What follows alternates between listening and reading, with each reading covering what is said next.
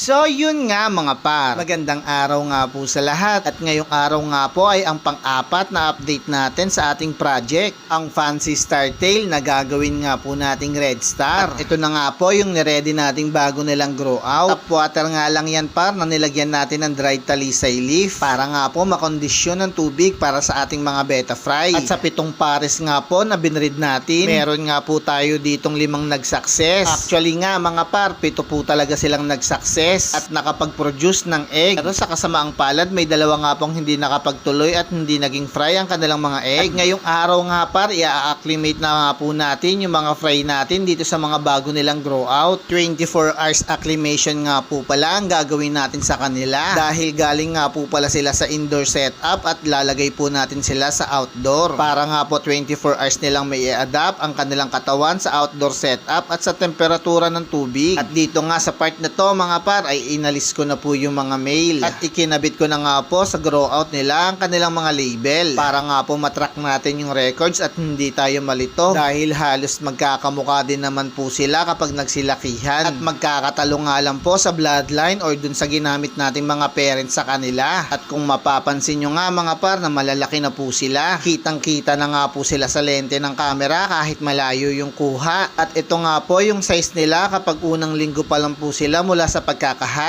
At medyo marami-rami nga po tayong Fancy Star Tail na nagawa this batch. At kung papalarin nga po tayong makapagpalaki, sa kanila nga po tayo kukuha ng second generation para gawing parents. Dahil sila nga po ang first gen ng ating project, kaya itutuloy-tuloy lang natin to par dahil nga sa kabila ng struggles ng mga egg pa lang sila hanggang sa maging fry, nagawa pa nga rin po natin silang isurvive kahit hindi nga po gumawa ng BBN ang kanilang mga tatay. Kaya sa tingin ko nga mga par na para sa atin po talaga tong project na to. Dahil first time nga lang po sa akin nangyari yon na walang BBN ang mga male. Ito nga po pala yung mga ginamit natin sa kanilang male beta. At kung mapapansin nyo nga mga par na iba't iba yung pattern nila dahil kumuha nga po tayo ng iba't ibang fancy male para makapag-infuse ng panibagong bloodline. Pero meron pa rin po tayong isang inbreeding or yung magkapatid nga yung ginamit nating parents para meron pa nga rin po tayong pure line ng PPL Fancy. At kung mapapansin nyo nga na mababang tubig lang ang ginamit natin sa kanila mga par, ang unang dahilan nga po natin dyan ay hindi pa po sila kagalingan sa paglangoy. At meron nga sa mga fry natin na mahilig lang sa bottom o sa ilalim palagi na mamalagi. Kaya nga binabaan natin yung water level nila ay para hindi sila mahirapang kumuha ng oxygen sa surface ng tubig. At kung umabot ka nga par sa part ng video na to,